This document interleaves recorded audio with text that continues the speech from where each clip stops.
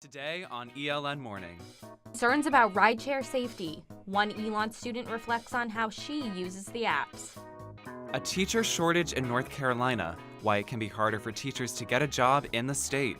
All that and more. ELN Morning starts right now.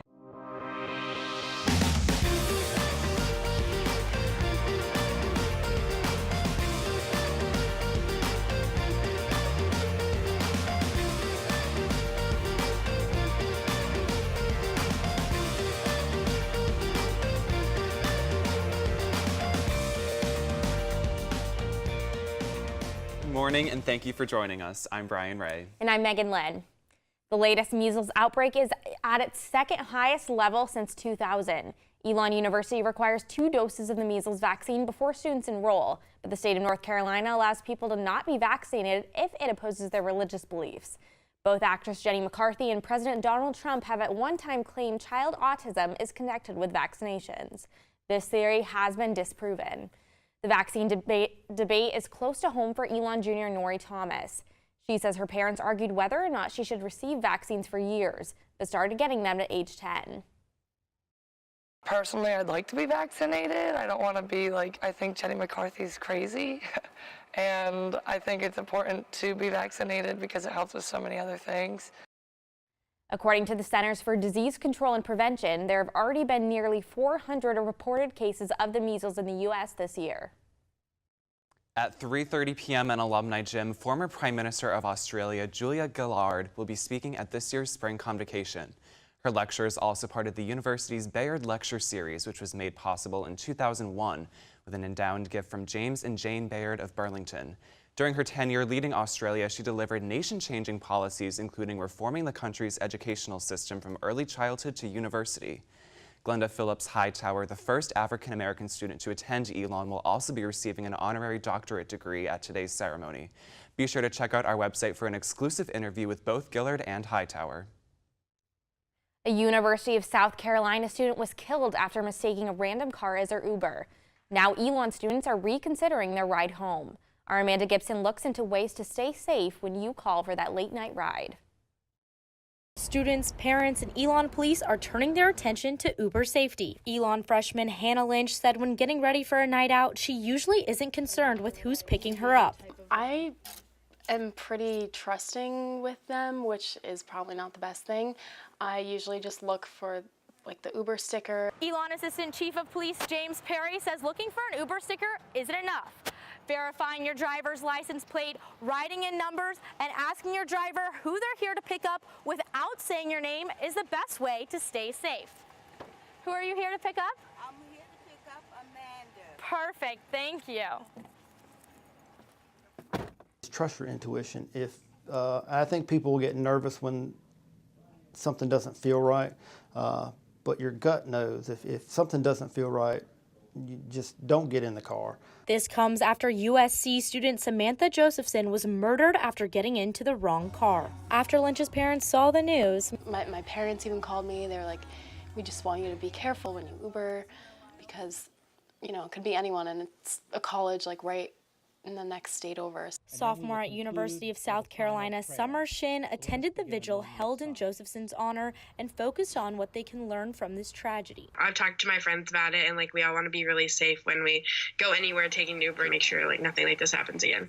Uber said in a statement this week, rideshare safety education continues to be a top priority. Amanda Gibson, ELN Morning. Perry says if you do feel that someone is posing as an Uber or Lyft, be sure to call 911 immediately. Coming up, Megan and I will be joining Liam O'Connor outside to try a tasty spring treat. Stay tuned. Speaking of outside, the weather is heating up. I'll have your Phoenix 5-day forecast right after the break.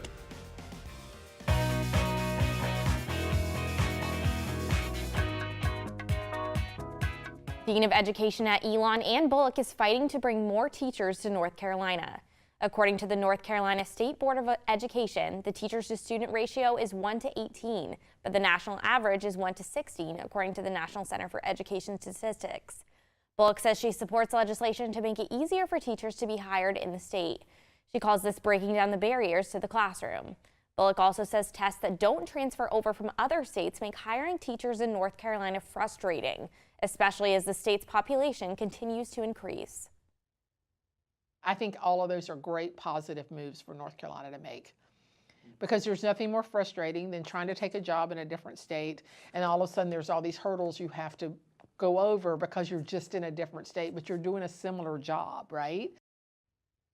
Bullock says she will continue to work to solve North Carolina's teacher shortage.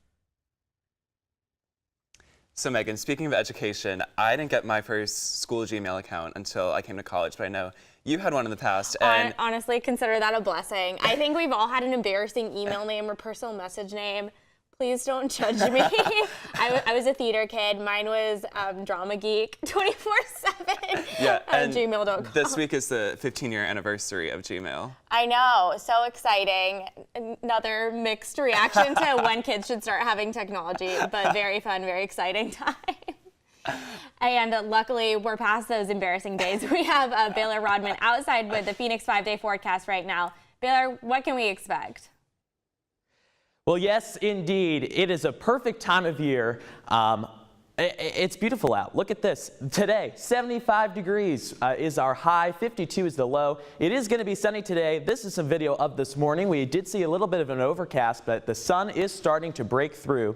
It is truly going to be a stunning day indeed for spring convocation. So you couldn't really ask for a better day. Make sure you head outside and enjoy it. Moving into your Phoenix 5-day forecast, tomorrow we are seeing a little bit of rain with a high of 65 and a low of just 55. So make sure you have your raincoat or umbrella or something like that. Saturday, though, is our Phoenix Fusion weekend, and we are seeing great temperatures there with a high of 78 and a low of just 56. Sunday, it is said to be cloudy, but I do think that the sun is going to come out. So, but moving into Monday and Tuesday, we're seeing the temperatures in the mid to high 70s and your lows in about the mid to low 60s. So we're kind of seeing a big variety this week of all the different kinds of weather you can ask for.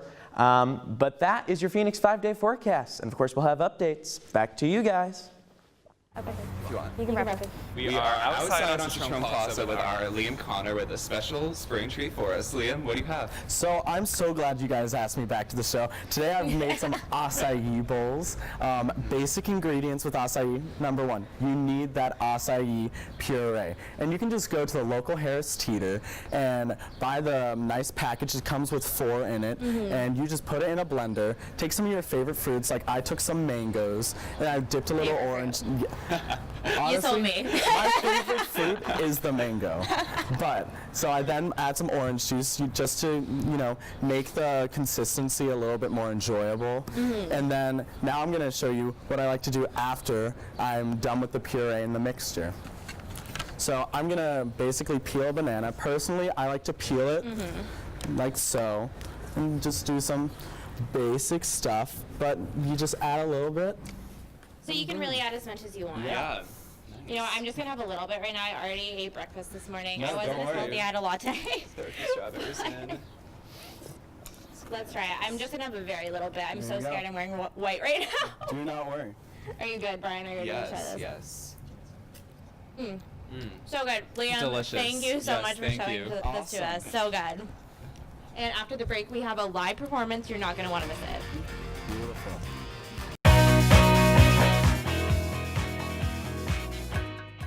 Welcome back. We're here with a trio of musical theater performance. Thank you all so much for joining us. Thank you. So how did you guys start performing together, and what are you going to be singing today? Today we're going to be singing By My Side from Godspell. It is a student-produced song by our friend Kevin Lacey. Awesome. We're so excited to hear it. Yeah, before we let you play us out, we want to thank you for joining us and for all the news you need to know when we're not on the air. Be sure to check out our website, elonnewsnetwork.com. Have a great day, Elon. Y'all take it away. 1, 2. Where are you going? Where are you going? Can you take me with you? For my hand is cold and needs warmth. Where are you going? far beyond where the horizon lies, where the horizon lies, and the land sinks in mellow blueness. Oh, please take me with you. Let me skip the road with you. I can dare myself. I can dare myself. I put a pebble in my shoe and watch me walk. I can walk and walk.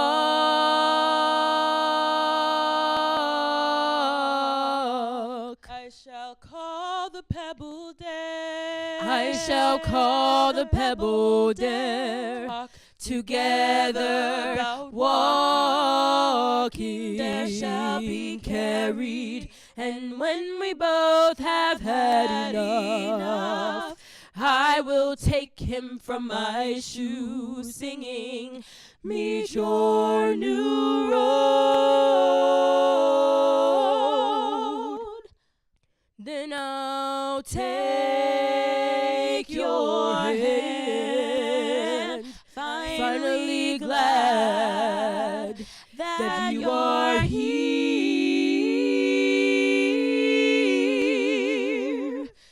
by my side,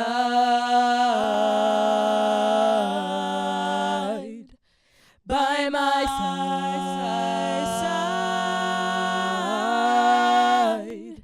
by my side, by my side, by my side.